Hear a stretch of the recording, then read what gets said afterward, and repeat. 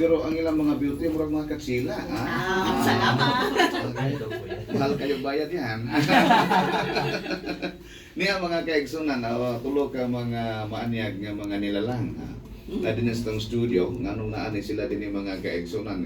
Kung Japan ta nganong nanood ni sila.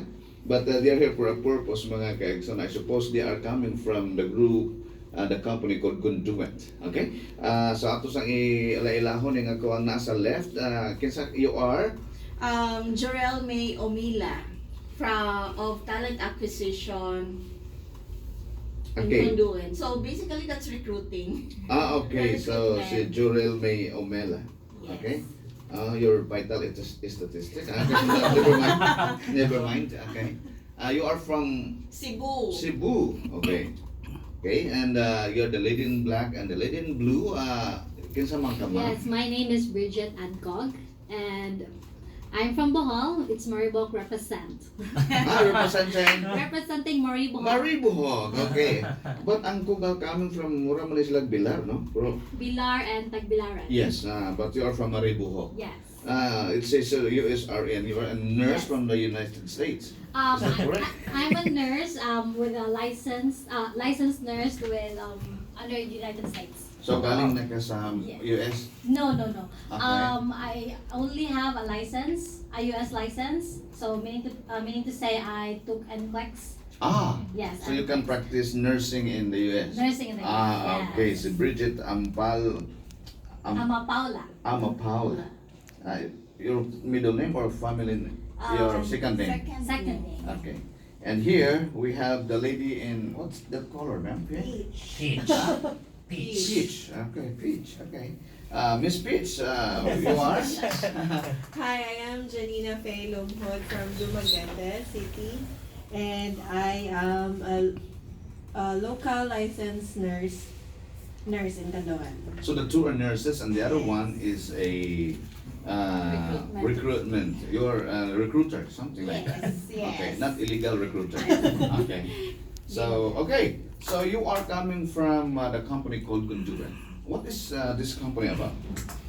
What's your line of business? Yeah, Conduent is what we know commonly known as like BPO, business process outsourcing.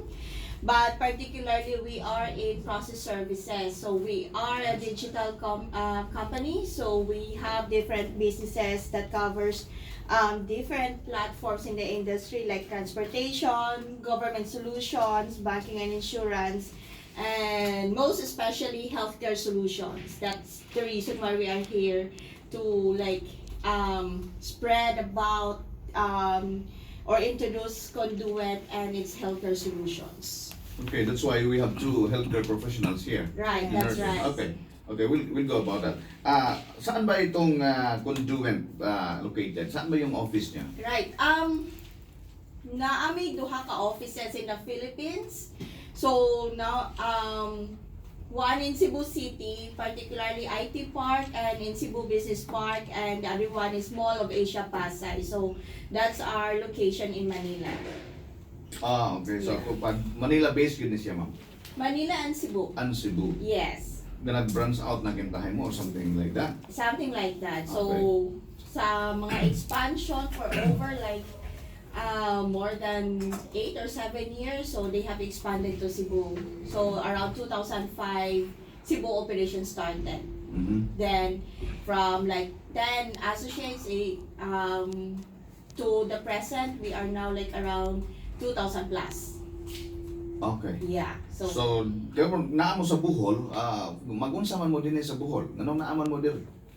Nga ang Cebu is just near, Dumaguete is just near. If people would like to get in touch with the Conduent, but why in Bohol? What are you doing here? Okay, so naami diri karon sa Bohol to create awareness sa mga tao, especially sa healthcare professionals, that we offer services that can still enhance their skills, still enhance their profession despite not being physically present with our patients or not practicing their profession in a clinical or hospital setup. So sa among company, you can still practice your profession bisag you're working inside an office. Oh, so kaning mga healthcare professionals referring to the nurses, kisa pa uban? Doctors, We have doctors, licensed physical therapists, Okay. medical technologists, Okay. radiological technologists, and pharmacists. Okay. So the end view here is ang ato ang kompanya magpaila-ila sa mga healthcare professionals din sa Bohol through this symposium, is it correct? True. Okay. So aron makahibaw sila nga ang ilahang profession is not only for the hospital or clinics. Yes. Right. Kung dili magaling sila makatrabaho sa hospital o clinic, na ay conduent nga Yes. ilahang kadungan. Nga they could be used as To practice to their practice license. their license Yeah. in a different way. Yes. True. And that different way is as a something like a call center agent talking about healthcare. Is that correct? Yeah. It's more like in our common term, call center agent, but it's not the call center that we know, but they can still practice what they have, like they can still practice their license. If they are like PHRN, they can do works for PHRN.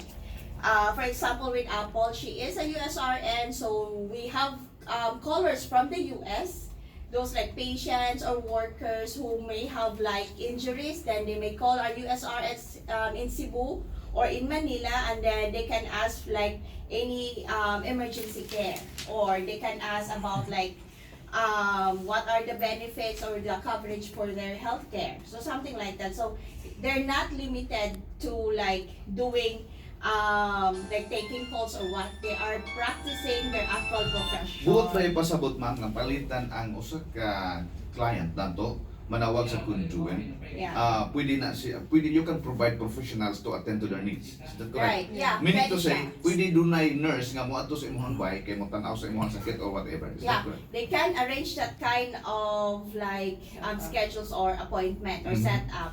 So I guess ato lang i-refer ni Nina and Apple Okay, so that yeah. they can like mapasabot na tong tarong what type of work yun ang mga nurses are doing in conduent. Okay. Yes, ma'am. Proceed. Okay, so basically, I'm working in Conduent as a telephonic triage nurse.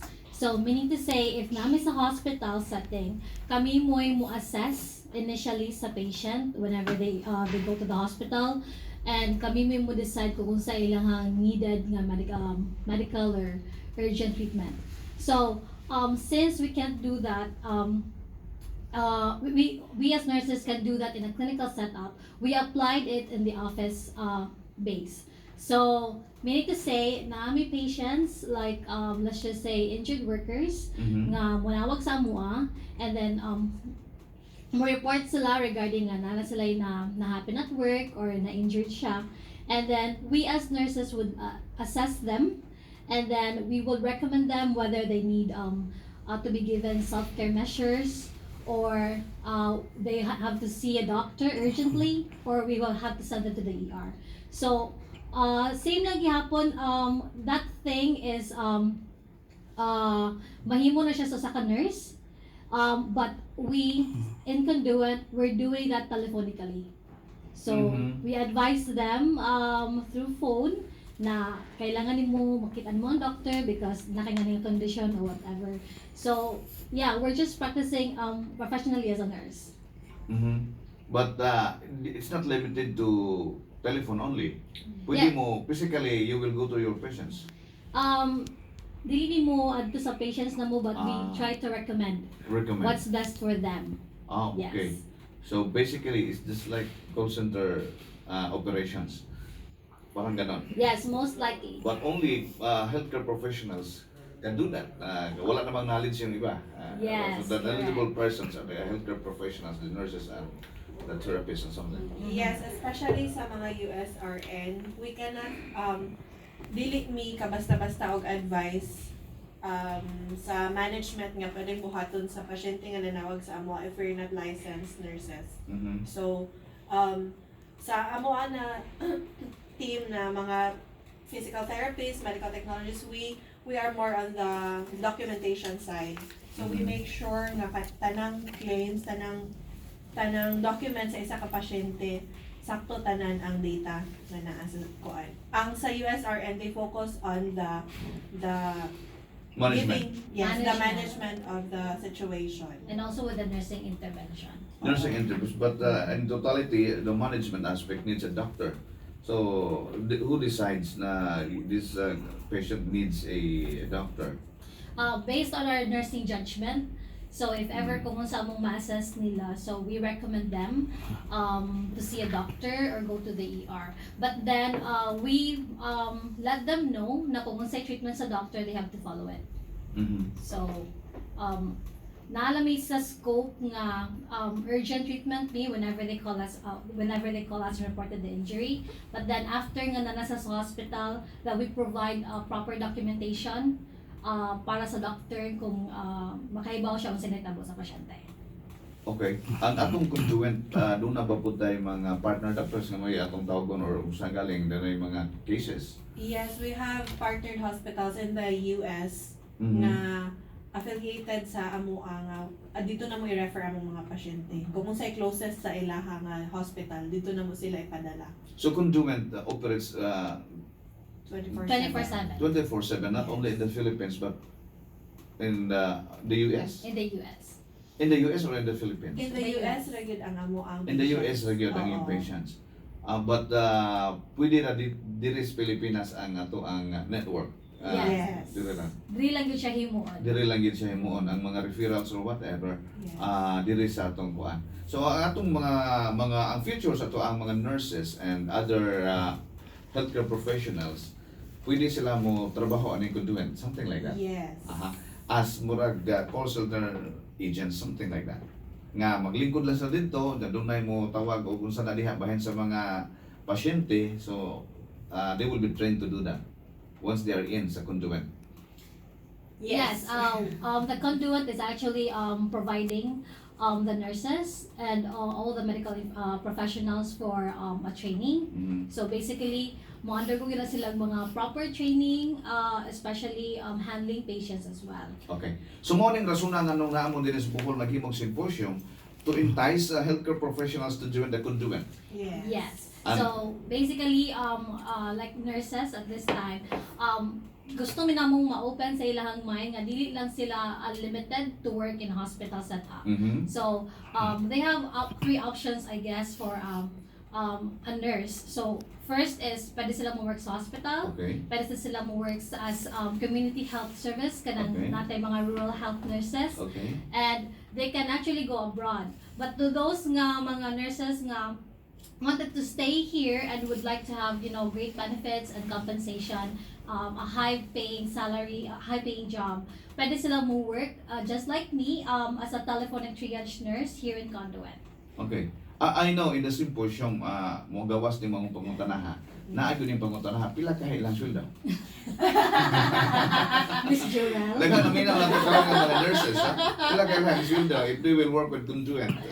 I guess ato lang paabuton until you reach the job offer. So Okay. perhaps it's best nga they will see us tomorrow sa Metro Center, and then it's best nga they'll know about Conduit because again we wanted to introduce the company, and then they may see the opportunity like as mentioned by Apple na there are no limits where they can practice their profession, their licenses, because there may be some who are they have their license pero wala nila gi-practice.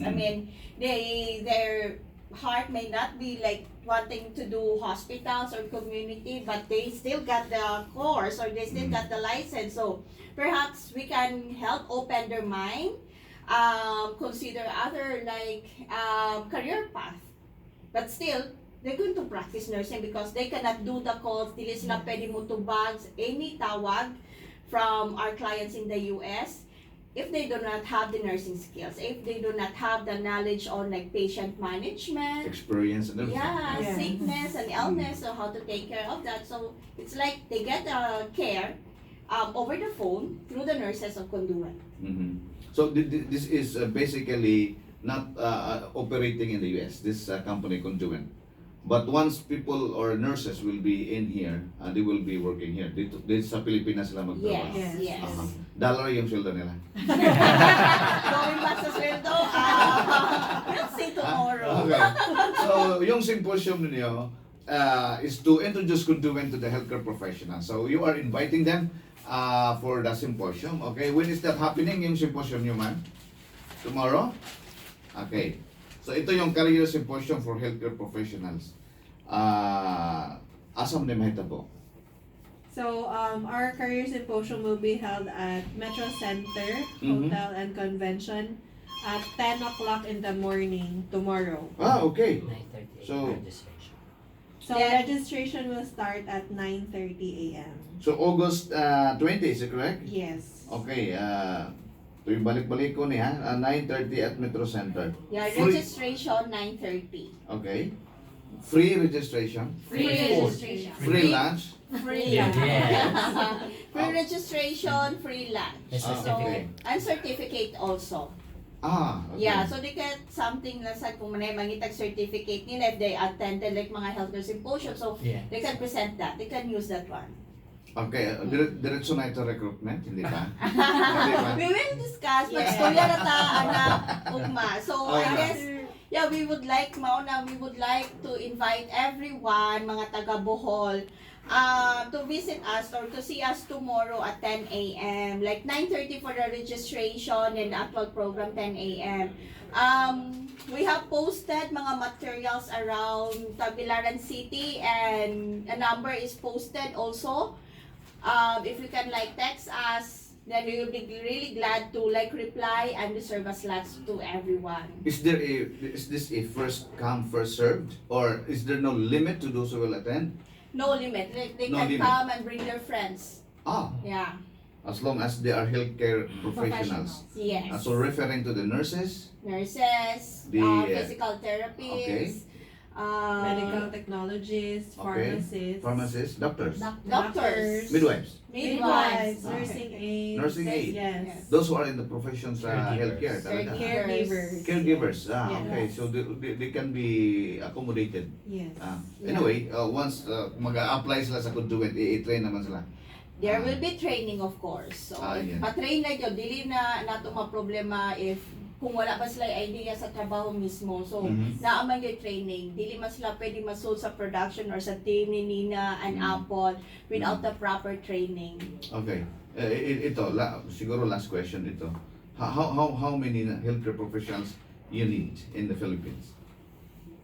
Actually, projection-wise, we're looking at around 300. Oh my God, Yeah. 300 from Bohol. From Bohol. From Bohol. From Bohol. From Bohol. So, okay, grab the opportunity, mga kababayan, no? So, dunay ka kumpanya nga Conduent nga maghimo og healthcare symposium ugma sa Metro Center Hotel at 9:30 in the morning. Libre ang registration, libre usab ang paniudto, no? Kay basin pa og ganahan mo ani magtrabaho mo. Mas masabot man gud nila umingon tag call center agent on concerns about health. Murag something like that, no? Nga magamit gihapon ang ilahang lisensya as nurses. But they can also do a double job. Pwede sila diha o pwede ba na? Pwede ko, I am a hospital nurse in the morning and I am a Conduent nurse in the evening. Yeah, they can still like practice because there are like hospitals nga nangita mga volunteers Volunteers. gihapon. So, Mhm. while they're doing their like actual job, Mhm. they can still like go and volunteers, especially if na ka ng mga organization na nangita mga part-time nga nurses or kanang mga sa IROF. So I guess we have nurses man siguro nga are still member ng mga emergency unit. Mhm. So dili lang yun siya nga stick lang yun sila sa process na mo or sa ilang trabaho sa kumpanya, but they can still go out and practice. Wala Okay. na gyapon sila gilid. Okay, ito one final question. Kung ugaling kung ganahan sila ani. Asa man ang ilang workplace? Cebu. Cebu. Mm-mm. Cebu. So dili kay layo, no? Yeah. Dili na. I mean, ang location sa Cebu is very strategic kay naami within Ayala compound at Cebu Business Park. So naadi ang mga terminal sa jeep, and then outside the compound there are like residences and also nga like pwede nga tumang renta or what. So very strategic magud ang location karon namo sa Conduent in Ayala area. Okay, so there you go, mga kaigsunan. Ang atong mga representatives from mga Conduent nag-invite og mga adlaw sa ilang symposium. Please articulate your invitation again. No? So sa tanang mga taga Boholano, Boholanas, mga medical professionals, mga classmates under HNU or UB, I'm inviting everyone to attend the healthcare symposium tomorrow. That would be August 20th, 2019 at 9:30 at Metro Center Hotel. So we just wanted to, open your minds na dili lang ta limited as nurses to work in hospitals and go abroad. So try here in Conduit. Okay, so salamat kayo. Ang ato ang mga representative sa Conduent company, mga kaigsunan, basin pa mo na ni ang taytayan nga ang ato mga nurses, especially those nga nangita pa pug trabaho bitaw, no? Yes. Di kayo ma-accommodate sa atong hospital, di can land on this opportunity sa Conduent. Ladies and gentlemen, thank you so much for your time. And good time. Salamat. Okay, see you tomorrow. See you. See you tomorrow.